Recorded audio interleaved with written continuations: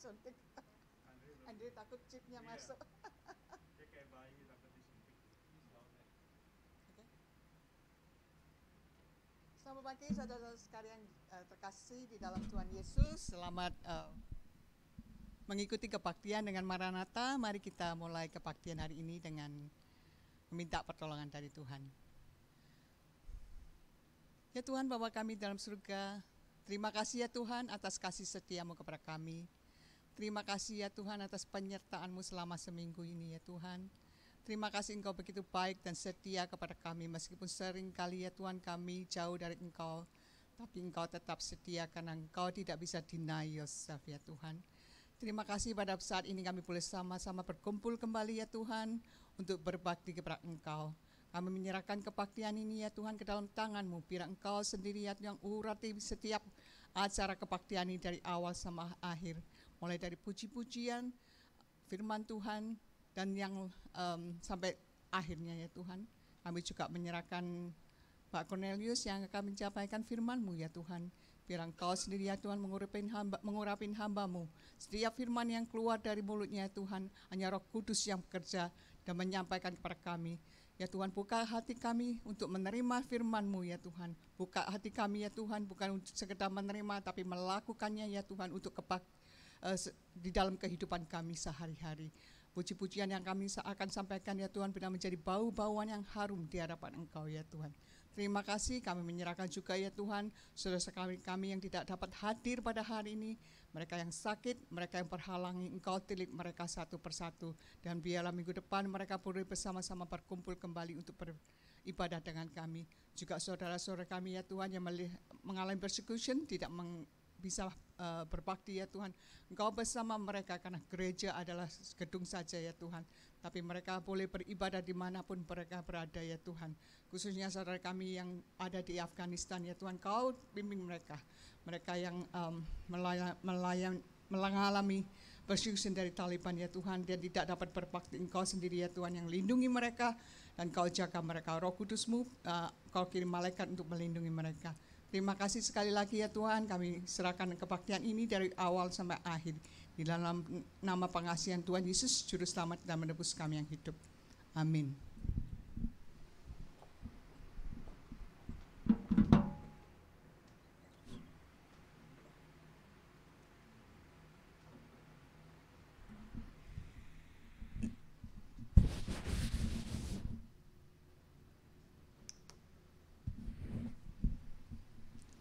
Shalom everyone, selamat pagi, puji Tuhan kita bisa berkumpul lagi, datang berbakti kepada Tuhan, memuji kebesaran nama Tuhan.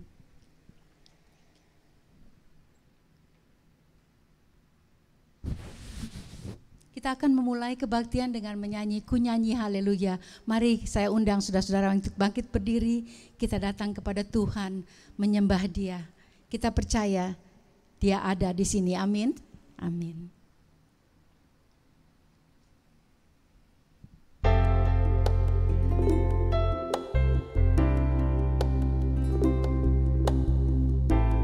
Terima kasih Tuhan, Kau sudah hadir di tempat ini.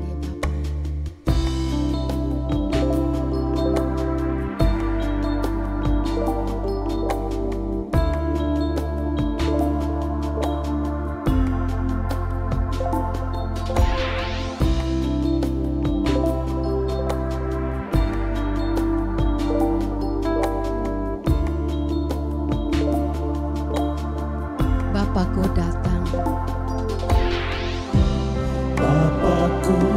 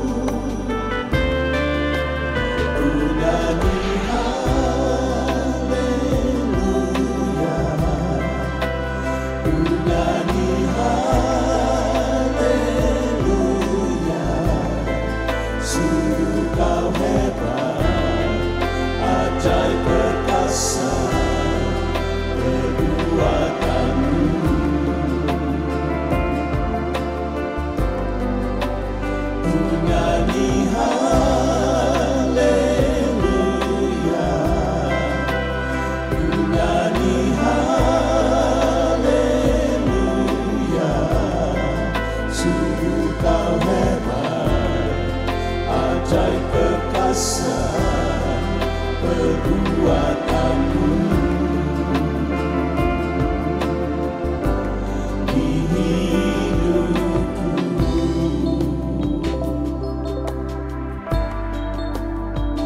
Kita boleh menyanyi lebih sungguh-sungguh lagi, kita menghadap Tuhan karena Dia ada di sini. Kita menyembah Dia dengan hati yang penuh pengucapan syukur. Terima kasih Tuhan.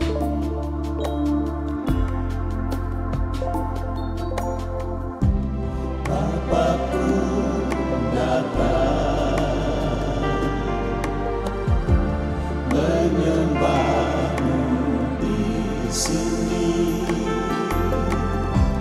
Ku percaya ada bagiku. Tak usah ku takut, sebab kau sertaku.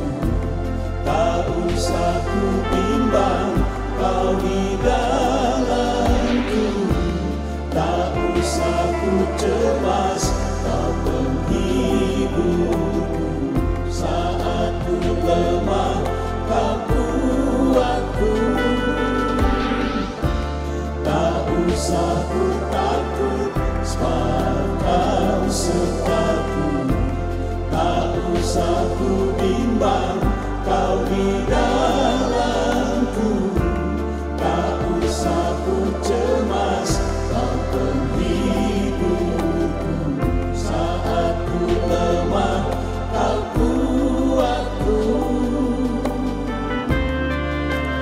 Ku nyanyi haleluya, ku nyanyi haleluya. Sungguh kau hebat, ajaib perkasa perbuatanmu.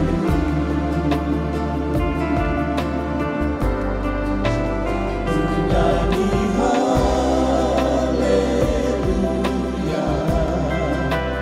ku nyanyi haleluya. Sungguh kau hebat, ajaib perkasa perbuatanmu.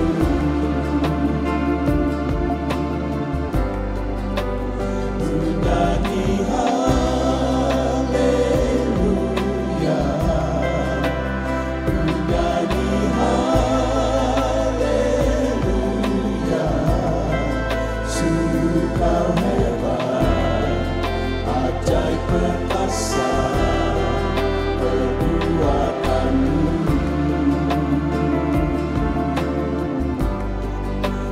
Ku nyanyi haleluya, ku nyanyi haleluya. Sungguh kau hebat, ajaib perkasa perbuatanmu di hidupku, di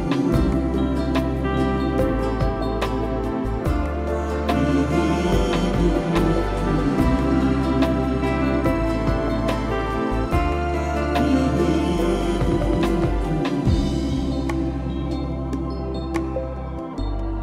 Benar Tuhan, sungguh ajaib perbuatan-Mu Tuhan. Terima kasih Bapa.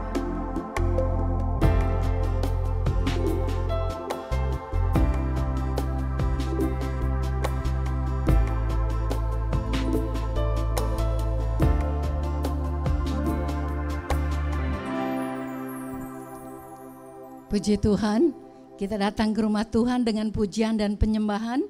Kita membawa doa kita karena kita tahu kalau kita keluar dari tempat ini, rumah Tuhan, kita akan mendapat berkat yang luar biasa dari Tuhan. Amin. Yang sakit Tuhan akan sembuhkan, yang lemah Tuhan akan kuatkan, dan juga yang ragu-ragu, Tuhan akan berikan kita kepenuhan. Amin. Mari kita menyanyi lagu itu, ke bait Allah kita datang dengan pujian dan penyembahan kita.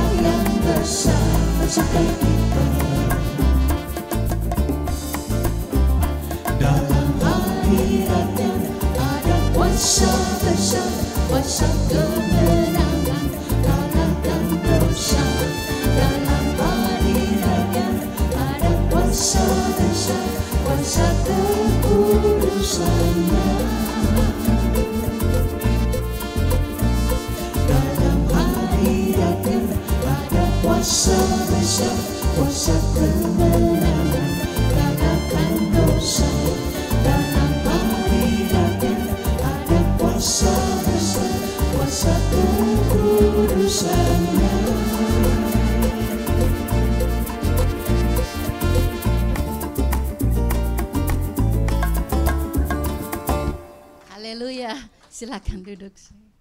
By the way, itu lagu Pak Cornelis yang bikin, puji Tuhan. Sebentar kita akan mendengar firman Tuhan, kita akan siapkan hati kita sebelum kita mendengar firman-Nya. Mari kita menyanyi lagu Kau Berfirman.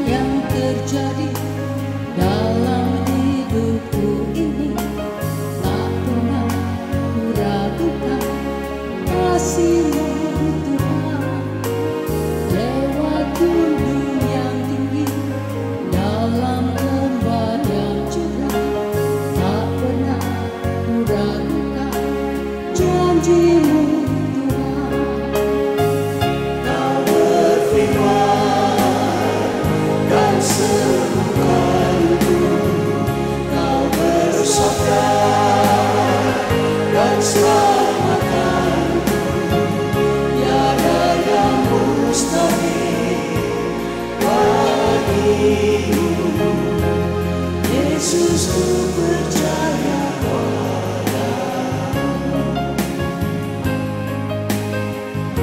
Dan yang satu lagi, apapun yang terjadi, apapun yang terjadi dalam hidupku ini, tak pernah ku ragukan kasih-Mu Tuhan. Lewat gunung yang tinggi, dalam tempat yang curam, tak pernah ku ragukan janji-Mu Tuhan. Kau berfirman dan sembuhkanku, Kau bersabda dan selamatkanku. Tiada yang mustahil bagimu. Yesus ku percaya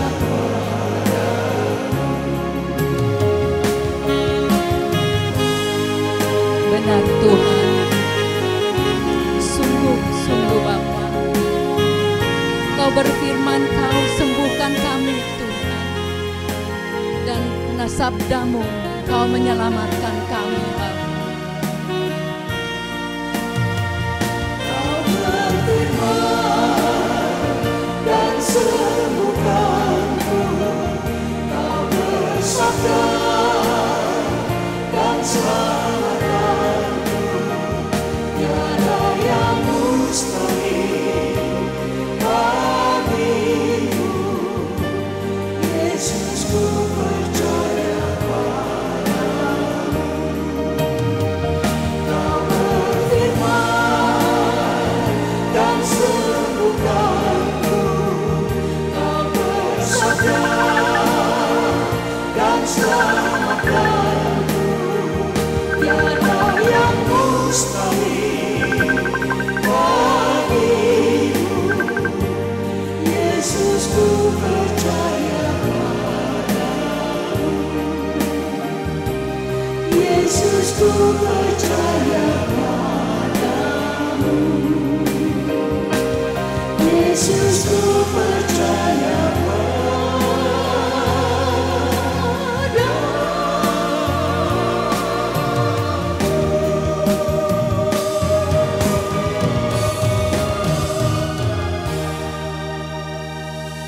Haleluya. Saya persilakan Pak Cornelis.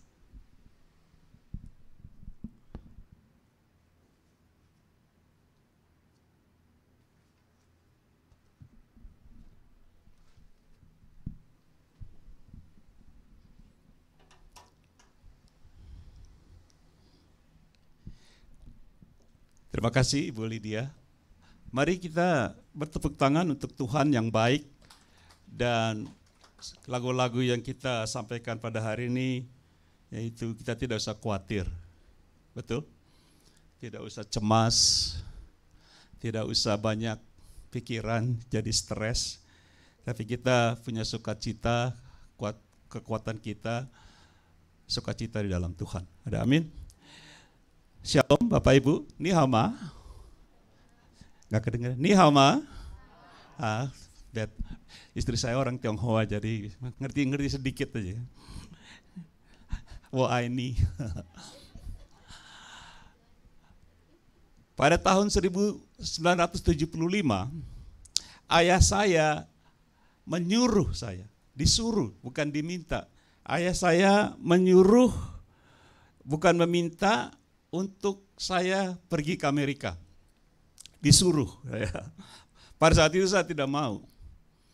Karena kami nomor satu mempunyai pelayanan yang luar biasa pada saat itu. Dari tahun 73, saya bertobat tahun 72, akhir tahun 73 kami punya pelayanan di Jakarta luar biasa. Kami melayani setiap hari hampir. Dari seluruh Jakarta, selatan, utara, Jakarta, timur, barat, kami hujan, tidak hujan, saya dengan Ibu Lydia di sepeda motor. Zaman-zaman itu tahun 73 masih rambut sasak tinggi begini.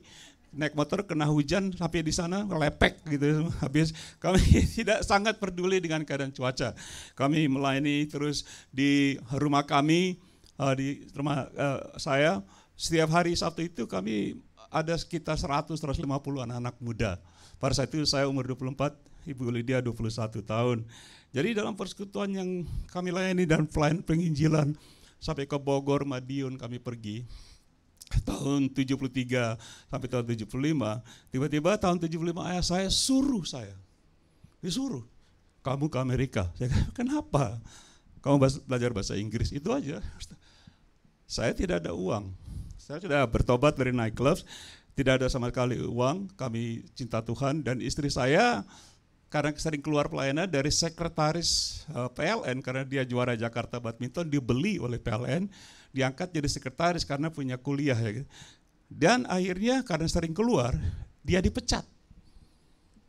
Dari sekretaris turun-turun lama-lama dia dipecat. Saya bilang kamu gak usah khawatir. Jadi kami sama sekali waktu disuruh oleh ayah saya itu kami nol secara finansial.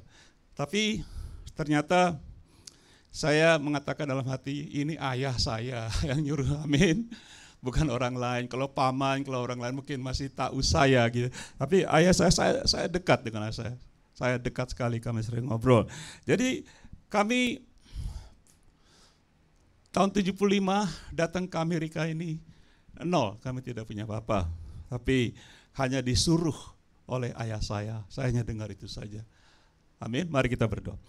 Bapak, terima kasih Engkau berkati kami yang ada, yang hadir.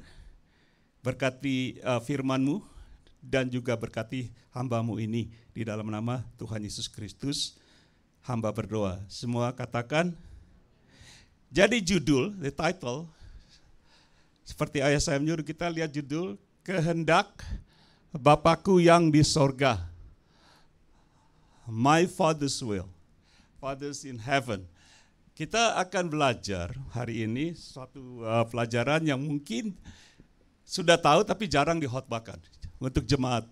Saya kemarin ngobrol dengan Jakarta satu doktor teologi yang dia senang ngobrol sama saya karena dia mau masuk dalam dunia penginjilan. Dia menceritakan riwayat gereja dari abad pertama. Saya bilang, Pak, kalau Bapak baca buku apa saja, itu yang paling banter itu terakhirnya, ya tidak. Misalnya istri saya sering nonton, kadang-kadang kita suka relax nonton film. Kalau sudah 5 menit mau habis itu, terus saya ganggu, saya ajak ngobrol gitu. Ayah, jangan ganggu saya, udah mau habis 5 menit lagi, betul ya. Jadi sering dia, nanti saya ganggu, kamu selalu ganggu saya, udah mau habis nih, saya mau tahu bagaimana ceritanya gitu, iya enggak. Kalian tahu, begitupun dengan riwayat gereja. Kita ada di akhir-akhir riwayat gereja. Seperti bulan lalu saya khotbahkan tentang selesainya gereja di bumi, rapture, ingat minggu lalu, gereja tidak ada lagi di bumi, kita di surga. Dan hari ini juga kita akan mempelajari di hari-hari ini, akhir ini apa yang gereja harus lakukan sebagai menjelang penutupan dari riwayat gereja ini. Amin. Jadi poin pertama, number 1, kita lihat Tuhan Yesus mengajar doa Bapa kami. Murid-murid bertanya, ajarin dong doa Bapa kami. Nah, Tuhan Yesus kasih tahunya begini. Kita lihat Matius 6, 9, 10. Baca, karena itu berdoalah demikian. Bapa kami yang di sorga, dikuduskanlah namamu. Ayat 10. Datanglah kerajaanmu, baca yang keras. Jadilah kehendakmu di bumi seperti di sorga. Ini pertama-tama dia ngajarkan muridnya untuk berdoa. Bapa di surga. Jadi apa yang harus dilakukan dengan murid-murid? Semua yang terjadi harus sesuai dengan kehendak Bapa ya yang di surga, baik di bumi maupun di surga. Jadi Tuhan Yesus mengajarkan berdoa berarti serius. Ini loh kamu berdoa. Sering dipakai gereja-gereja pada akhir zaman ini, khususnya gereja-gereja yang yang ortodoks, ya konservatif, mereka pakai doa Bapa kami gitu. Dan yang penting saya mau tegaskan yaitu Tuhan yang katakan jadilah kehendakmu, yaitu Bapa di bumi dan seperti di sorga. Nah ini menjadi satu di antara gereja kita satu kelemahan di akhir zaman ini. Apakah sungguh-sungguh kita melakukan kehendak Bapa kita di sorga? Amin. Nah kita akan pelajari itu. Maksud saya apa sebenarnya kehendak Bapa terhadap Tuhan Yesus ketika dia diutus ke bumi ini. Apa kehendak Bapa yang pertama untuk Tuhan Yesus diutus, seperti saya disuruh oleh Bapa saya gitu. Tuhan Yesus juga diutus. Kita lihat poin kedua. Tuhan Yesus melakukan kehendak Bapanya yang telah mengutus dia ke dunia ini. Jadi pada hakikatnya Tuhan Yesus ke dunia ini karena dia diutus. Katakan diutus. Diutus, dalam kata lain dia disuruh pergi untuk ke dunia ini. Tapi kita akan lihat pada hari ini untuk apa dia diutus. Yang utama dia diutus untuk melakukan apa? Khususnya Tuhan Yesus ini. Waktu kedua kita baca Yohanes 6 ayat 38, John 6:38. Sebab aku telah turun dari sorga, amin. Tuhan Yesus diutus, dia turun dari sorga. Seperti saya disuruh dari Jakarta ke sini, turun dari sorga. Bukan untuk melakukan kehendakku, Tuhan Yesus katakan. Tetapi untuk apa? Melakukan kehendak dia, yaitu Bapa di sorga, yang telah mengutus aku. Jadi jelas sekali Tuhan Yesus katakan, aku datang ke bumi ini, aku sebetulnya diutus. Tapi bukan kehendakku. Yang jadi, yang mau kehendak Bapa, seperti dia mengajarkan murid-muridnya berdoa. Coba ayat selanjutnya Lukas 4, Luke 4, 43, 44, Tuhan Yesus juga berbicara gini. Tetapi ia berkata kepada mereka, juga di kota-kota lain aku apa? Katakan harus. Harus, katakan harus. Aku harus apa? Memberitakan Injil kerajaan Allah yang keras baca. Sebab untuk itulah aku diutus. Jadi kita lihat di sini, kita tanya kenapa Tuhan Yesus diutus oleh Bapanya. Dan dia katakan sendiri, aku diutus untuk apa? Memberitakan Injil. Amin, Pak. Jadi dia mengatakan sendiri, aku diutus ini bukan melakukan kehendakku sendiri. Apa motivasinya? Supaya aku memberitakan Injil. Coba 44. Dan ia memberitakan Injil dalam rumah-rumah ibadah di Yudea. Jadi dia di kota-kota, di kampung-kampung, di rumah ibadah. Nah saya suka, saya juga memberitakan Injil. Ada bedanya mengajar Alkitab dan memberitakan Injil. Makanya saya orang penginjil, kalau penginjil suka ayo ditantang gitu, ayo gitu. Nah saya orang penginjil gitu ya. Jadi Tuhan Yesus, dia memberitakan Injil juga di rumah ibadah. Ada orang tanya, Pak Rikyo nggak melayani gereja menjadi gembala gereja? Enggak gitu. Saya udah pensiunnya udah cukup lama, hampir 40 tahun saya dalam dunia gereja. Dan sekarang jadi Bapak ngapain? Saya mau jadi seperti Tuhan Yesus. Loh kok begitu? Kenapa, Pak? Karena Tuhan Yesus masuk ke dalam rumah ibadah memberitakan Injil. Jadi saya sering diundang kemana-mana untuk memberitakan Injil. Bukan hanya sekedar mengajar Alkitab. Ada amin? Jadi saya mau seperti itu. Hanya memberitakan Injil karena inilah yang dicetuskan oleh Tuhan Yesus sendiri. Bahwa dia datang untuk memberitakan Injil. Nomor 3, poin nomor 3. Doa Tuhan Yesus kepada Bapa di sorga. The prayer of the Lord Jesus Christ to the Father in heaven. Dan orang yang berdoa, dia serius tidak? Serius tidak? Apalagi Tuhan Yesus ya. Firman Tuhan katakan tidak ada dosa dari mulutnya. Kalau dia berdoa dengan Bapa di surga berarti serius dong. Nah kita akan perhatikan apa yang dia ucapkan di dalam doanya kepada Bapanya di surga. Kita lihat Yohanes 17, John 17 ayat 18. Dikatakan ini, sama seperti apa? Engkau telah mengutus aku ke dalam dunia, demikian pula aku telah apa? Mengutus mereka ke dalam dunia ini. Jadi di sini Tuhan mengatakan Bapanya, engkau telah mengutus aku. Ini sebelum dia naik ke kayu salib. Yohanes 17, sebelum dia masuk ke kayu salib, dia berdoa, dia katakan seperti engkau telah mengutus aku, sekarang aku mengutus mereka ke dunia ini. Siapa mereka? Siapa mereka? Gereja. Gereja, amin. Jemaat. Ya murid-murid, jemaat. Jadi Tuhan kata berdoa, engkau mengutus aku, sekarang aku mengutus mereka. Jadi kita gereja ini diutus oleh siapa? Tuhan Yesus. Untuk apa? Tuhan Yesus jelas dia katakan aku diutus untuk memberitakan Injil. Untuk inilah aku diutus, betul? Sekarang kita bertanya, untuk apa Tuhan Yesus mengutus gereja? Yang penting gitu ya. Coba kita lihat ayat 20. Dan bukan untuk mereka ini saja, aku berdoa, dia lagi berdoa. Tetapi juga untuk orang-orang yang apa? Percaya kepadaku oleh apa? Pemberitaan mereka. Jadi Tuhan Yesus katakan, aku utus mereka supaya jemaat Tuhan, gereja, mereka juga memberitakan apa? Injil. Jadi Bapa mengutus Yesus, Tuhan Yesus sekarang mengutus jemaat, mengutus gereja.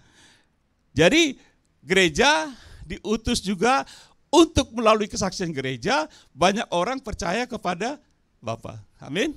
Ini dalam doa loh, dalam doa. Coba kita lihat ayat 21, supaya apa? Mereka semua menjadi satu seperti sama seperti engkau ya Bapa di dalam aku dan aku dalam engkau, agar mereka juga di dalam kita, baca yang keras, supaya dunia percaya bahwa apa? Jadi Bapak Ibu, Allah Bapa mengutus Tuhan Yesus memberitakan Injil dunia ini, Tuhan Yesus mengutus kita gereja untuk memberitakan Injil, orang percaya supaya dunia tahu bahwa Bapa di surga mengutus siapa? Tuhan Yesus. Dan Tuhan Yesus mengutus kita. Ada amin?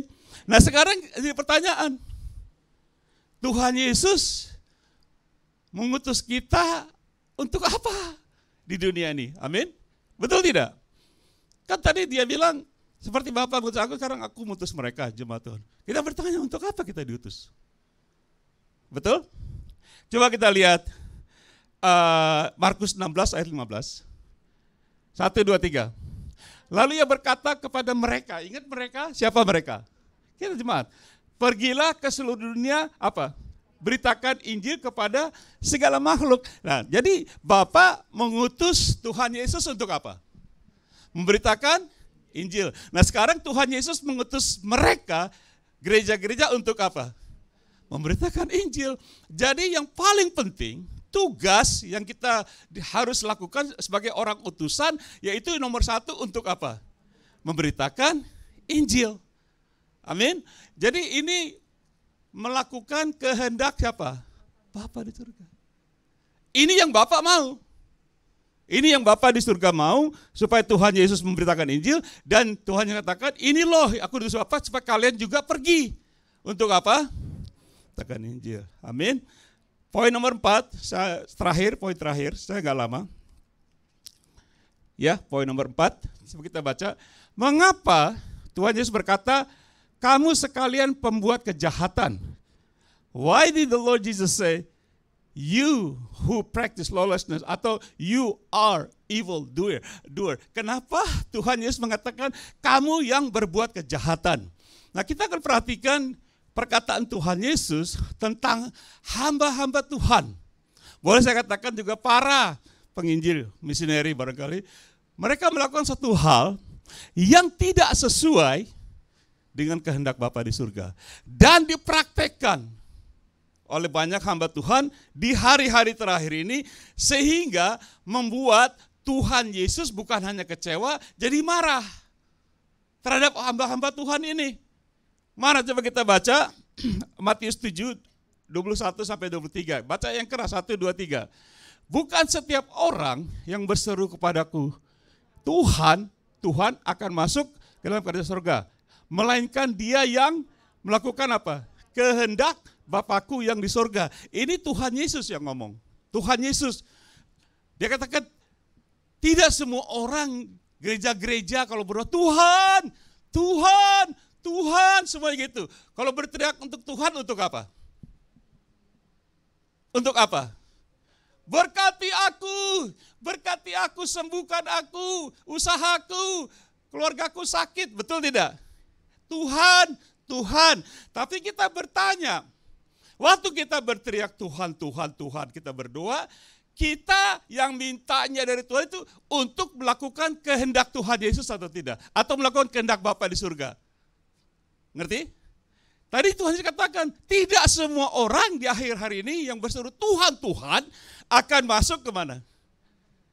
Ngeri juga ya. Ini kalau orang berteriak Tuhan berarti percaya dong.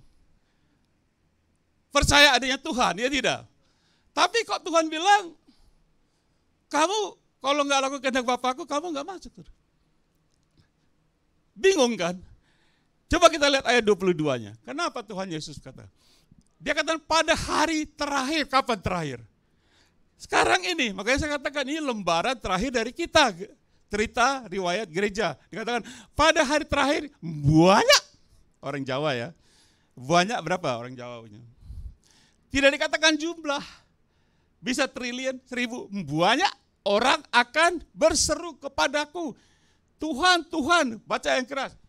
Bukankah kami bernubuat demi namamu dan mengusir setan demi namamu dan mengadakan banyak mujizat demi namamu? Sounds good? Sounds good? Kira-kira siapa mereka ini? Hamba-hamba Tuhan bukan? Ya jelas dong. Dia katakan dalam namamu Tuhan Yesus kami mengadakan mujizat. Dalam namamu kami ngusir setan. Dalam namamu kami banyak apa? Mengakukan apa dikatakan dalam mengadakan banyak mujizat ya, mengusir setan dan bernubuat. Kelihatannya bagus sekali.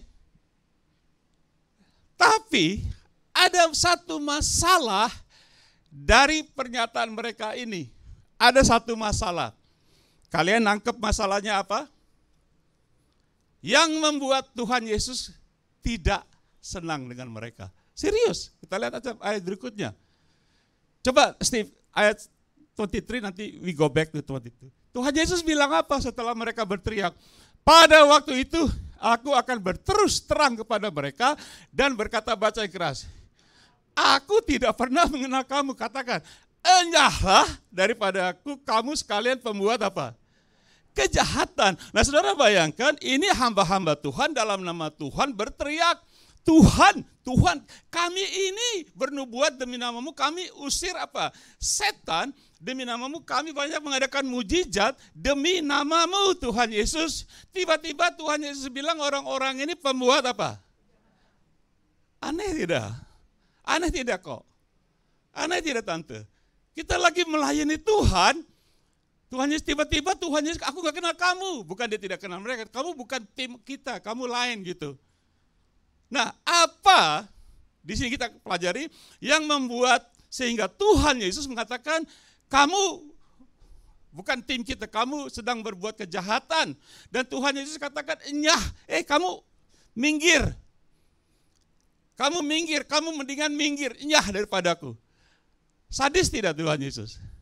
Sadis tidak? Kok Tuhan Yesus kejam begini? Ini bukan dikatakan kepada orang-orang yang boleh dikatakan non-Kristen. Ini orang-orang yang sungguh-sungguh melayani Tuhan. Ngusir setan. Siapa yang berani ngusir setan di sini? Saya lihat angkat tangan.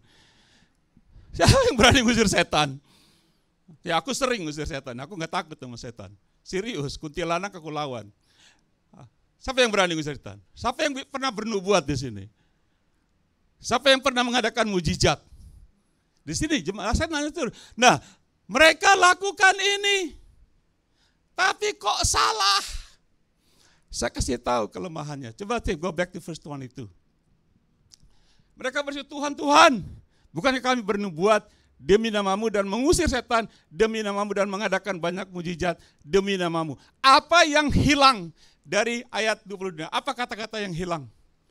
Saudara nangkep? Ada yang nangkep?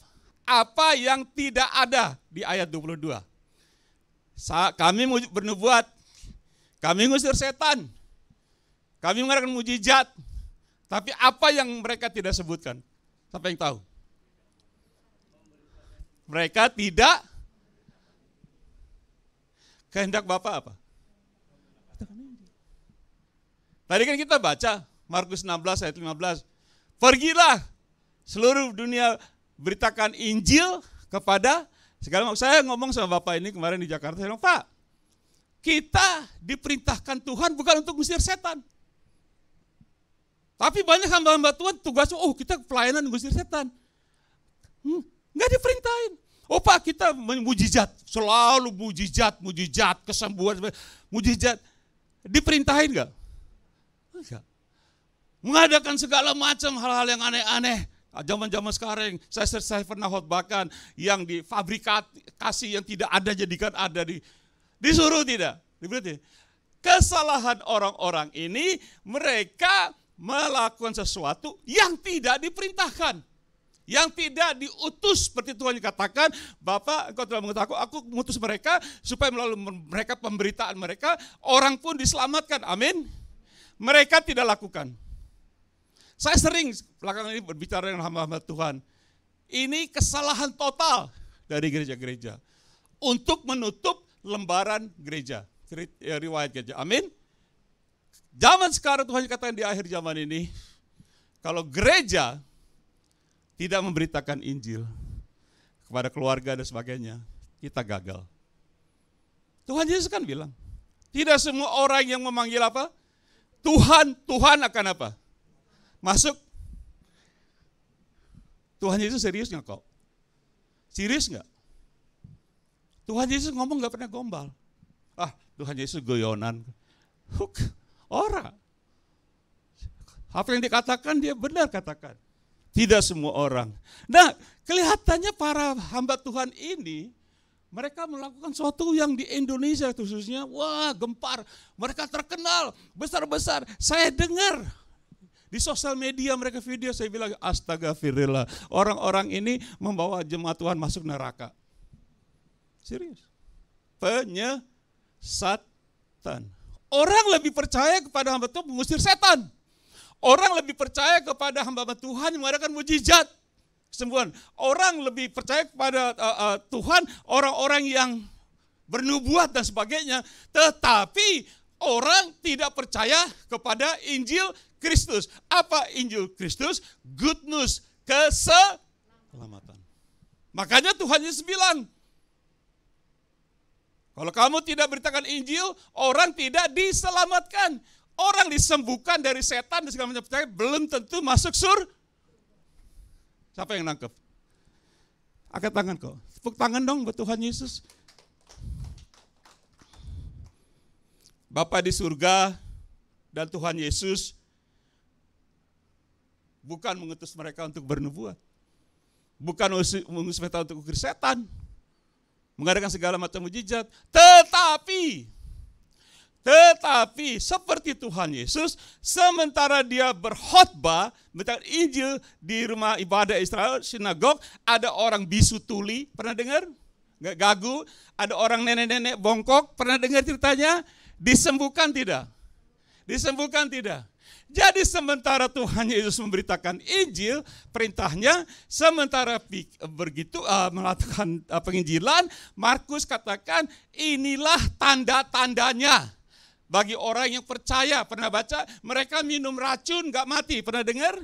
Mereka sampai pergi kemana-mana beritakan Injil, kalau ada orang sakit, didoakan sembuh. Tapi perintah tanda-tanda, hanya apa? Hanya apa? Tanda-tanda orang percaya. Sementara kita pergi memberitakan Injil, ini tanda-tanda mengikuti kita. Ngerti? Tanda-tanda bukan perintah. Ngerti Pak? Seperti kami sering ke Indonesia, kami di Kalimantan, di kampung-kampung Gunung Kudul. Saya pernah cerita di desa Sigi, Paritiau, desa ini pusat dari segala santet di seluruh Kalimantan Tengah. Dikirain saya takut gitu ya. Ini lucu. Orang gereja takut, kadang-kadang nggak takut sama setan, sama COVID takut. Aneh tidak? Saya nggak takut. Saya bilang, Pak, saya bertobat, diangkat jadi anak Allah. Biarpun setan bertobat, nggak bisa bertobat. Dia masuk kemana setan? Neraka. Saya anak Allah, lebih tinggi siapa? Anak Allah apa setan? Kok lebih besar mana, anak Allah apa setan? Kami ngadakan KKR, situ hujan keras segala macam, sampai anak-anak muda bilang, Om kita mau dengar lagi. Mau dengar lagi, nggak puas.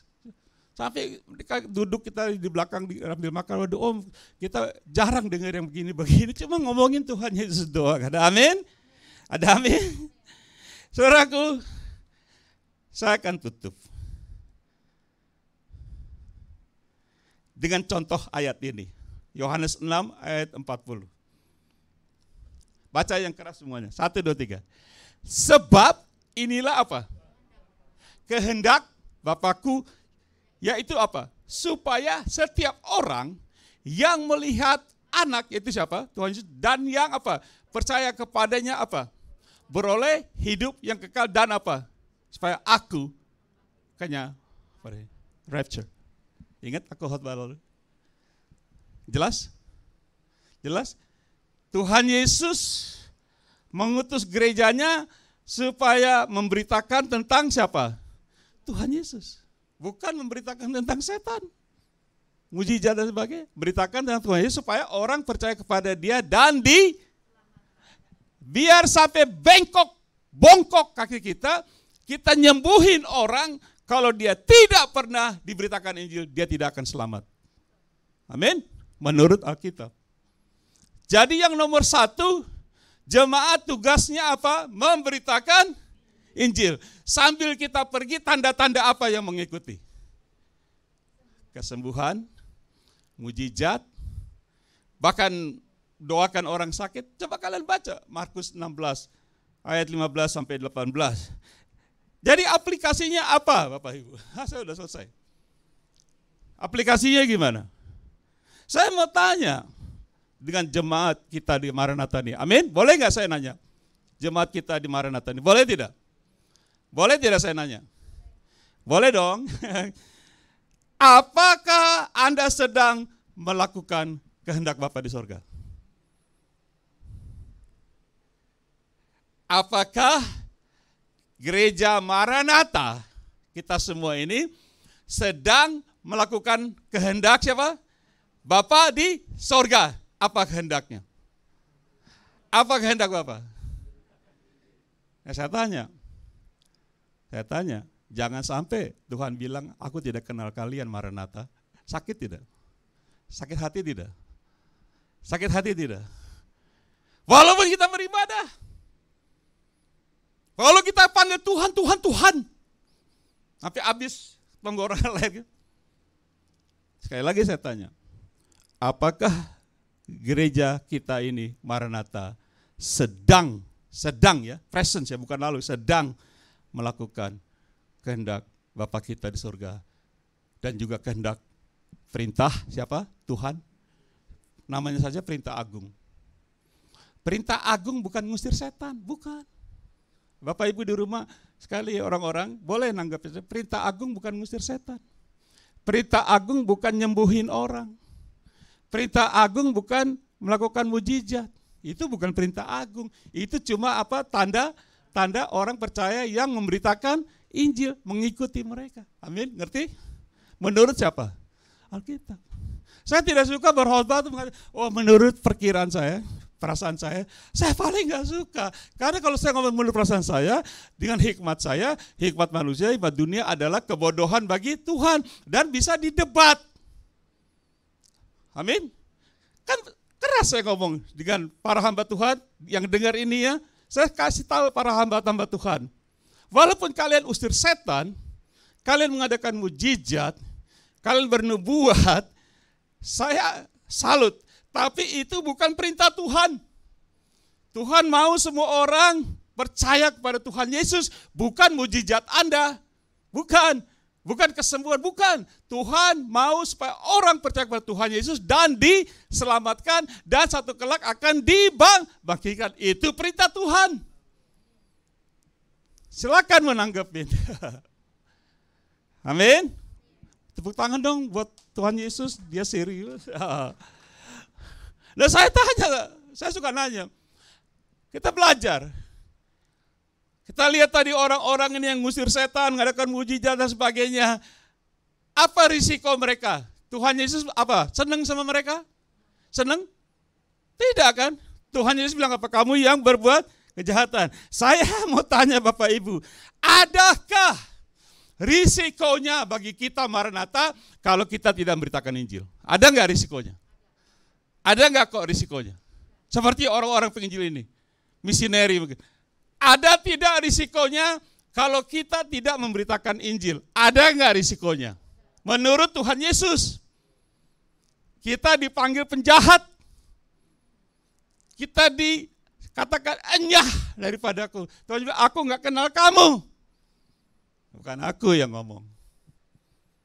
Makanya aku nanya, adakah risikonya kalau Maranatha gereja kita tidak memberitakan Injil. Nanti kalau saya diundang lagi bulan depan, saya mau khotbahkan tentang bagaimana caranya memberitakan Injil. Setuju? Setuju? Siapa yang setuju angkat tangan? Setuju? Kan kita bertanya, Pak Ritio, Bapak kan udah 49 tahun memberitakan, kita nggak tahu gimana. Bulan depan saya ajarkan, amin? Amin? Jadi relax, diundang lagi nggak bulan depan? Mudah-mudahan diundang ya. Jadi, ini kelemahan kita. Saya perhatikan di Indonesia ada satu gereja di sini, lagi saya bolak-balik dan nanya, oh begini. Saya suka berdiskusi, saya nggak suka debat. Dia tanya gereja, saya tanya gini, ada gereja bilang, oh kita masih di luar, kita takut sama COVID dalam gereja. Saya bilang, di dalam gereja kok takut sama COVID? Emangnya di luar nggak ada COVID? Apa bedanya? Kayak orang bilang, oh saya tukang ngerokok Pak, tapi dalam gereja saya nggak mau ngerokok. Emangnya Tuhan Yesus nggak ada di luar? Seolah-olah di sini nggak boleh ngerokok, di luar apa bedanya? Saya bilang begitu. Saya orangnya begitu kan nanya. Nah, Tuhan Yesus, dia bukan hanya saja seperti saya dengar papa saya disuruh. Saya tanya Ibu Lydia, saya nggak mau. Pak, saya nggak punya uang, saya nggak mau.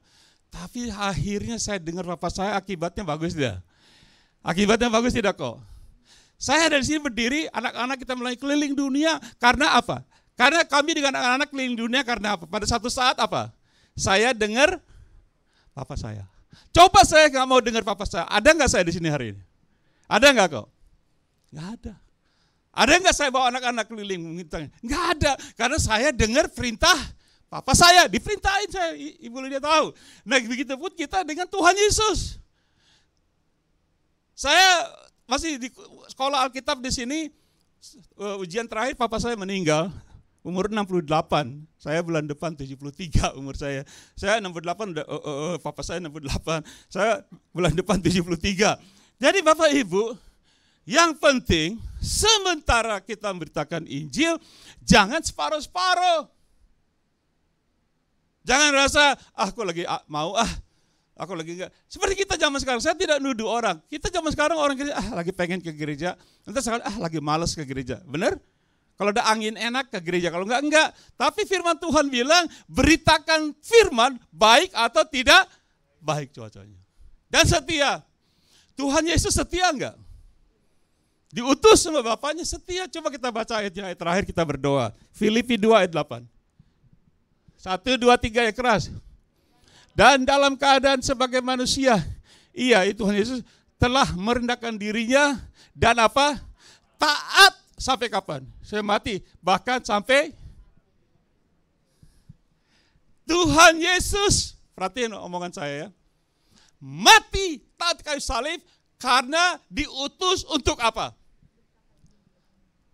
Sekali lagi, bukan karenanya dosa. Itu betul. Menyelamatkan manusia, tapi manusia diselamatkan karena pemberitaan Injil. Ada kuasa bagi orang percaya dalam Injil. Jadi Tuhan Yesus taat mati kayu salib karena dia diutus untuk memberitakan Injil.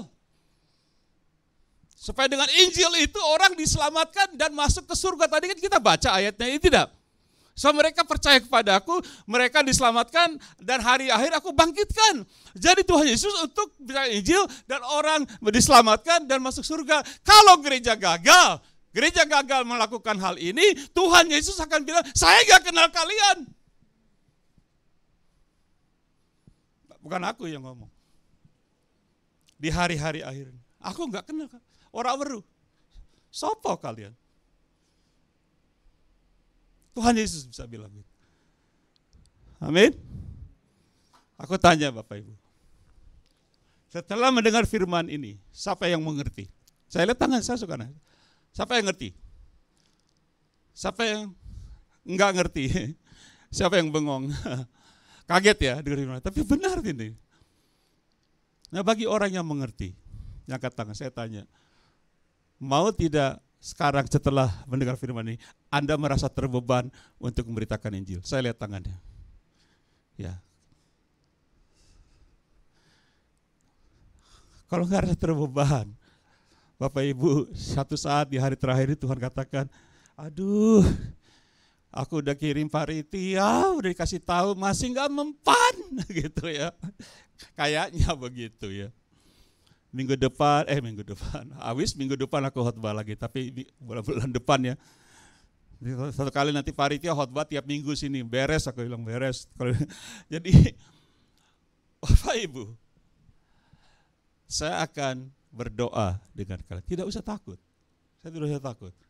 Yang mulainya saya mau ikut perintah Tuhan. Siapa yang mau ikut perintah Tuhan Yesus? Saya lihat tangannya. Enggak usah malu-malu, kerjakan.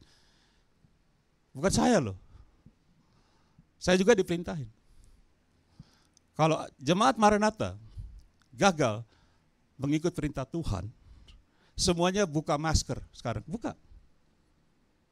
Kenapa kita disuruh pakai masker? Siapa yang nyuruh? Gubernur ya tidak? Pak, dari gubernur LA udah suruh pakai ini, kalau kita nggak pakai ada sanksinya tidak? Itu gubernur nyuruh, kita ngikutin. Tuhan Yesus suruh, ikutin nggak? Lebih besar mana? Gubernur sama Tuhan Yesus? Halo? Disuruh gubernur, mungkin lurah di sini, kalian tutup gereja ini. Gubernur bilang tutup gereja ini, tutup nggak gereja ini? Siapa yang nyuruh? Gubernur. Kita takut. Tuhan Yesus nyuruh, Tuhan Yesus kan maha kasih. Iya, karena dia maha kasih, tapi dia disiplin. Dalam kasih ada disiplin. Amin. Saya akan berdoa dengan kalian. Katakan, Tuhan Yesus, aku bersedia menurut perintah-Mu.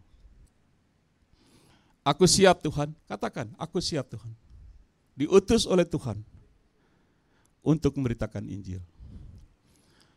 Supaya aku kedapatan, saudara berdoa, supaya aku kedapatan.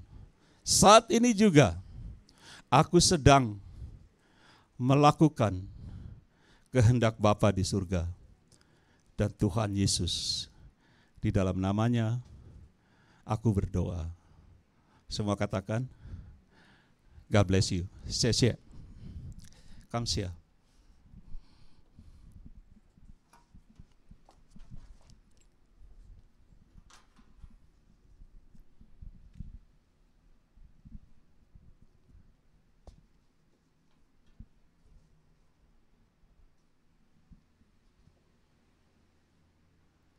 Tiba saatnya kita akan memberikan persembahan.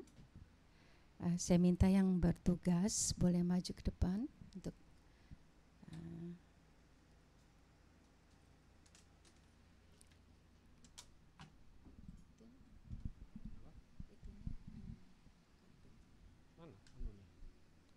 kantongannya mana ini?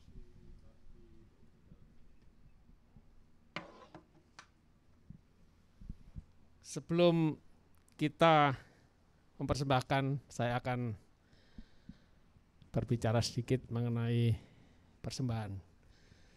Ya, bangsa Israel diajar untuk setiap kali datang ke rumah Tuhan membawa korban.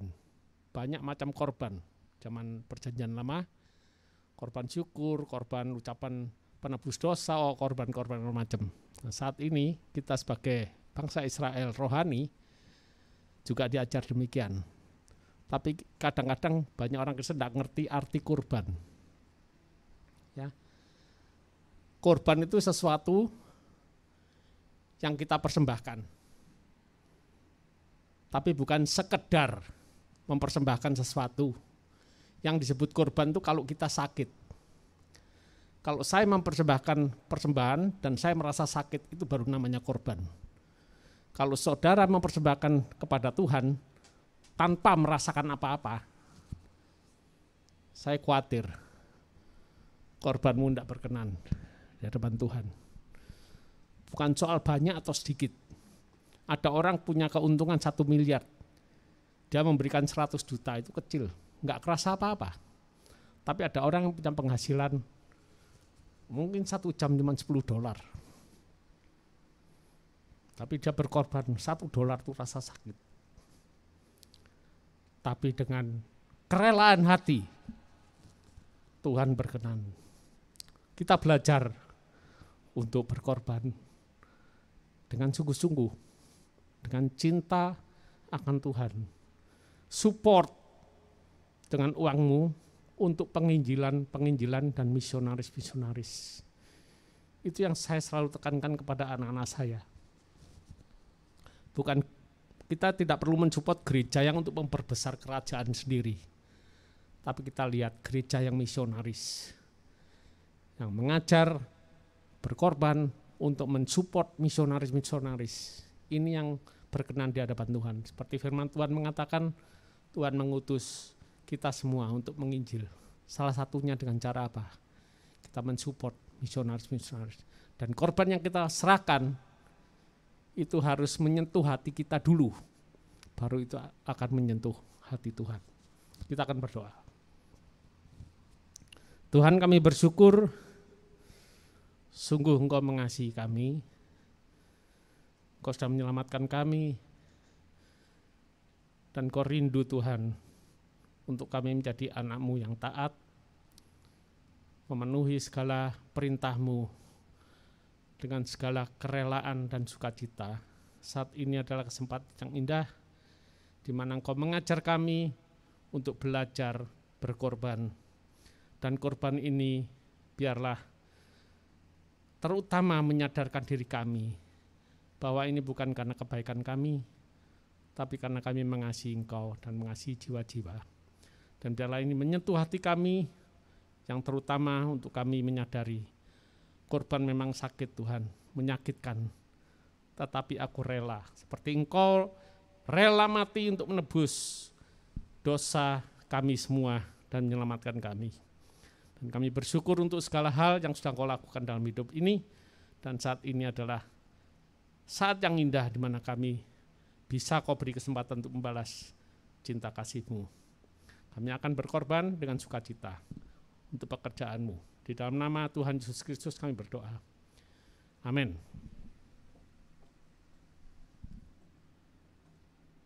Mari kita menyanyi Tuhan Bapa di surga sementara kita memberi.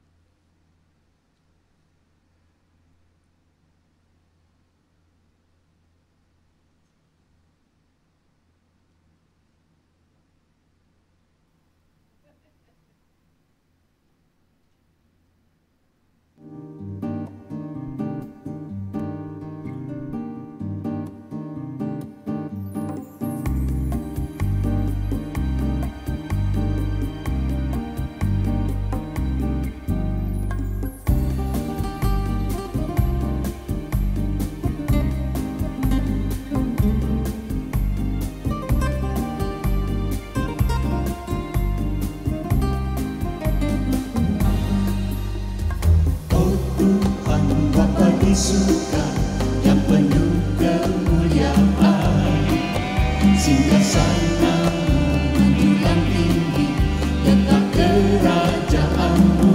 Ku sembah Kau Tuhan yang maha tinggi, dengan roh dan kebenaran. Dalam baik-Mu yang maha kudus, ku sembah Kau, ku sembah.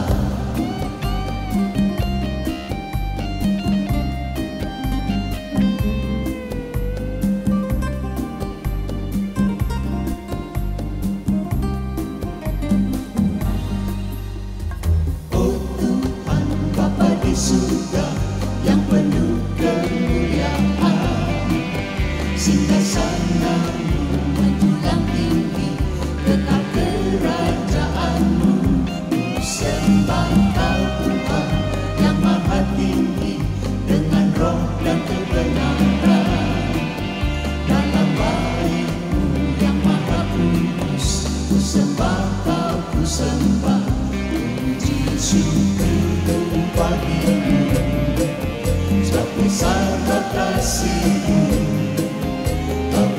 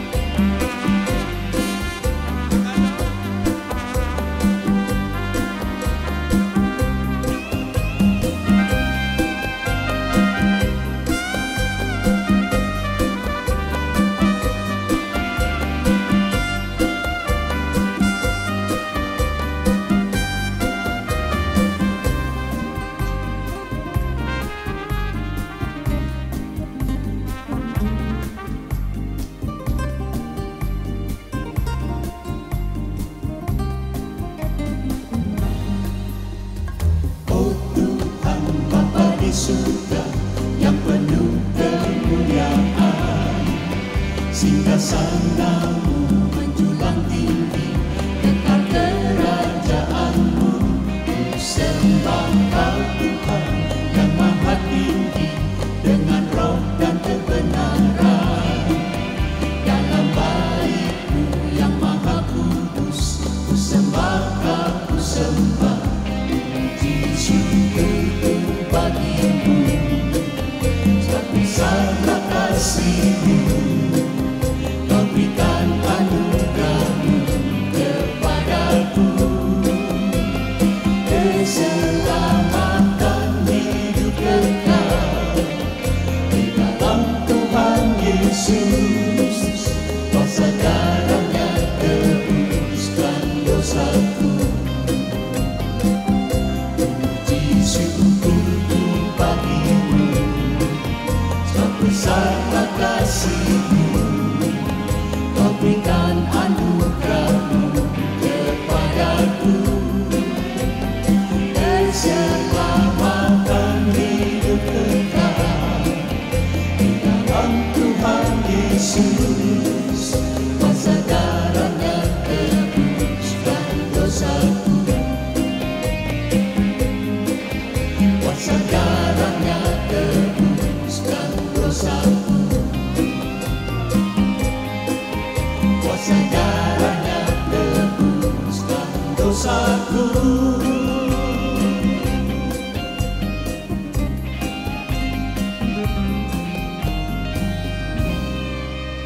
Amin, silakan duduk. Kita akan berdoa bersama-sama. Pak Kohandi, silakan. Ya, tadi lagu masih asing karena itu juga lagu ciptaan sendiri di rumah. Ya, doakan.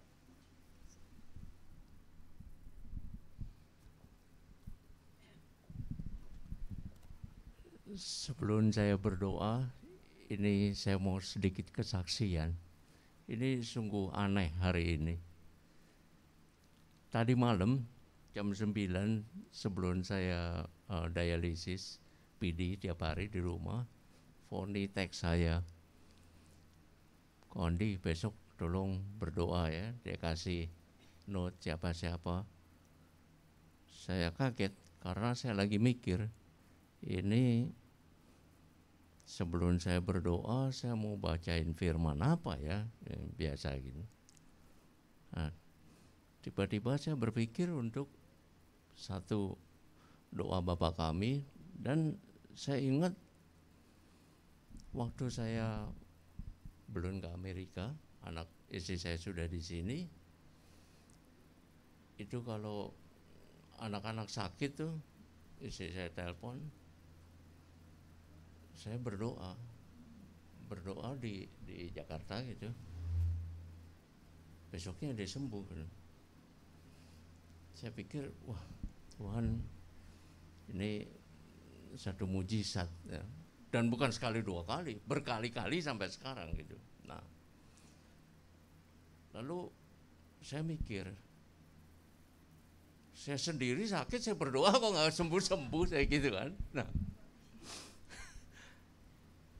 apa yang membuat saya biar gak sembuh? Saya malah bilang begini sama Tuhan, Tuhan, kalau saya lagi sakit begini, dan setiap kali itu saya lebih dekat kepada Tuhan, saya lebih menghayati firman Tuhan. Nah, kalau Anda boleh tahu, Alkitab saya ini mungkin udah kayak, saya nggak tahu kita ngomongnya apa ya, ini udah dari tahun 71. Jadi obatnya cuma ini. Nah, ini dari mana? Ya kalau tiap minggu kita diajarin sama Bapak Pendeta, hamba Tuhan, atau kalau sekarang udah lebih canggih, kita lihat YouTube siapa aja kita bisa lihat. Nah, begitu juga orang-orang kalau nanya, kok anak lu bisa begini gitu ya. Saya bilang, tahu nggak obatnya apa? Ajaibnya apa? Cuman ini.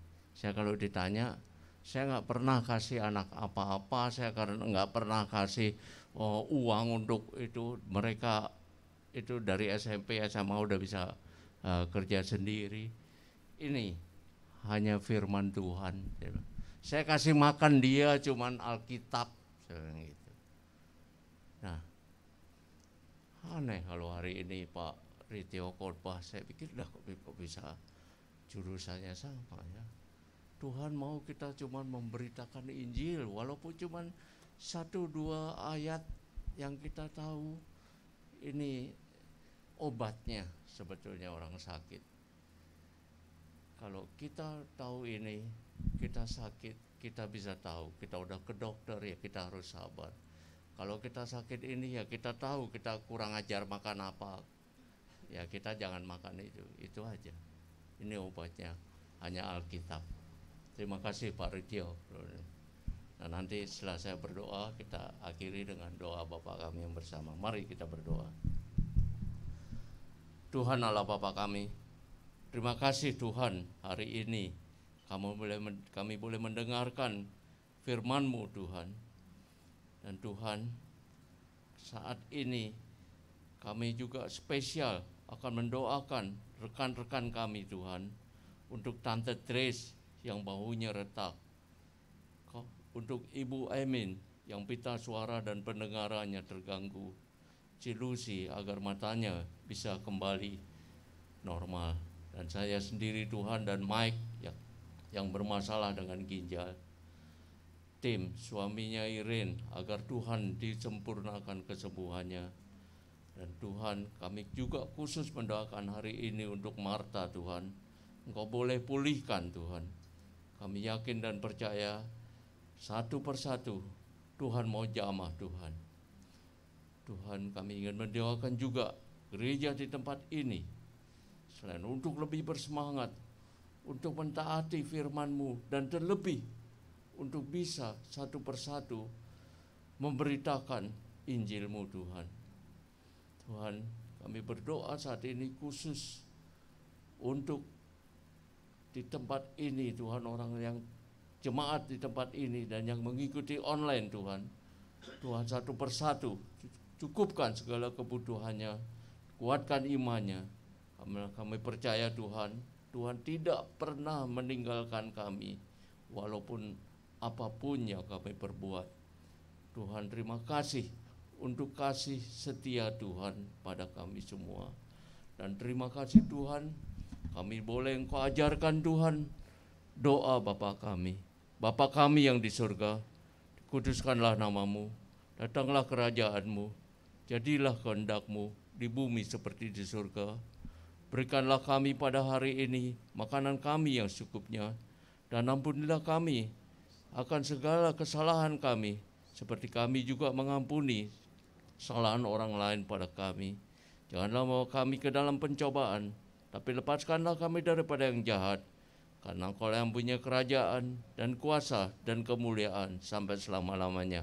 Amin.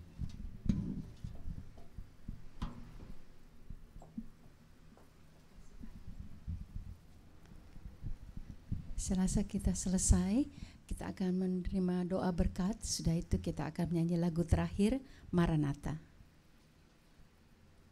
Seng, kita doa berkat dulu, Seng.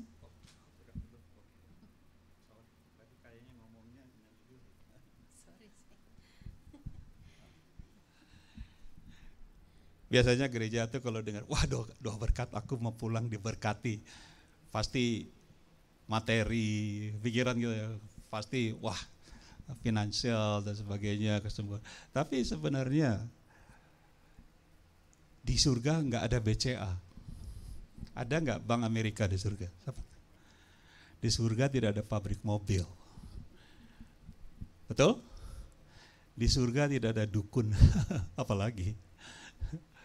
Jadi kalau kita berbicara berkat, firman Tuhan mengatakan segala yang baik dan anugerah yang sempurna datangnya dari mana?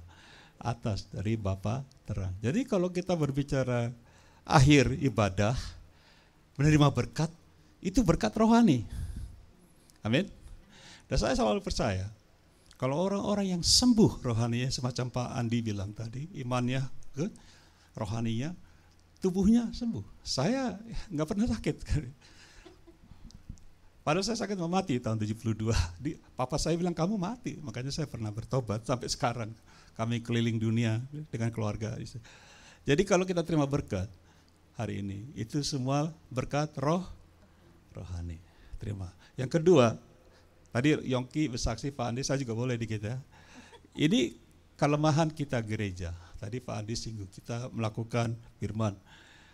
Saya kemarin bicara dengan Bapak di Indonesia juga, yang tadi saya katakan, Pak, kelemahan gereja. Mereka masuk gereja baik, keluar gereja jadi pendusta. Oh, Pak Ritio ngomongnya nyakitin. Tidak. Bapak itu juga heran, Pak, yang benar ngomong jangan sembarangan. Tidak. Yakobus katakan, setiap orang yang mendengar firman, mereka pulang, mereka tidak melakukan, mereka berdusta terhadap apa? Dirinya sendiri. Yakobus kata. Baca. Mendengar firman seperti pulang tidak lakukan, mereka berdusta terhadap diri sendiri. Seperti orang ngaca, dia lupa.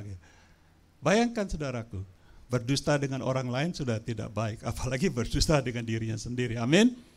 Jadi kita akan terima berkat rohani, kita akan keluar cerita siapa Tuhan Yesus. Amin. Amin. Saya harap tidak terlalu lama. Mari kita berdiri, Bapak Ibu yang terhormat, yang dikasih Tuhan. Mari kita berdiri bersama-sama.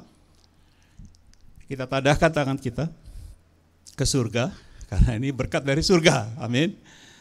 Kiranya kasih Bapa yang di sorga, kasih yang kekal, kasih yang selama-lamanya, kasih yang sangat agape, dan seluruh anugerah daripada Tuhan Yesus Kristus yang duduk di sebelah kanan Allah Bapa di sorga, Tuhan dan Juru Selamat kita, kekasih jiwa kita, dan persekutuan, bahkan kekuatan di dalam Roh Kudus yang memberi kuat kuasa kepada kita untuk menjadi saksi Tuhan, memberitakan Injil, menyertai kita dari saat ini sampai Maranatha. Di dalam nama Tuhan Yesus, semua jemaat Maranatha katakan amin. Kita akan nyanyikan lagu terakhir.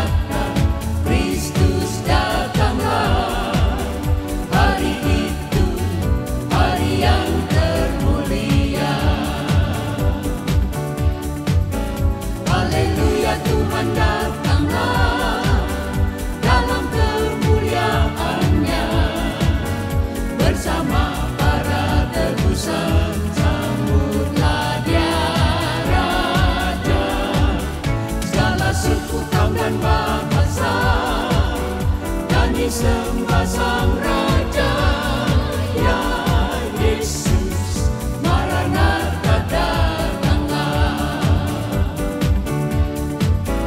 Haleluya, Tuhan datanglah dalam kemuliaan-Nya bersama para tebusan. Sambutlah Dia Raja, segala suku, kaum dan bahasa, nyanyi sembah Sang Raja, ya Yesus, Maranatha datanglah.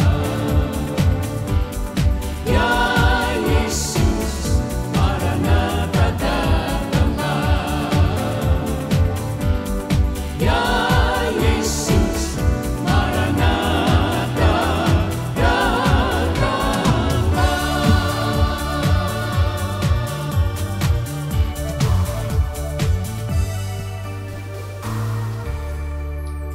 selesai. Selamat hari Minggu, Tuhan memberkati.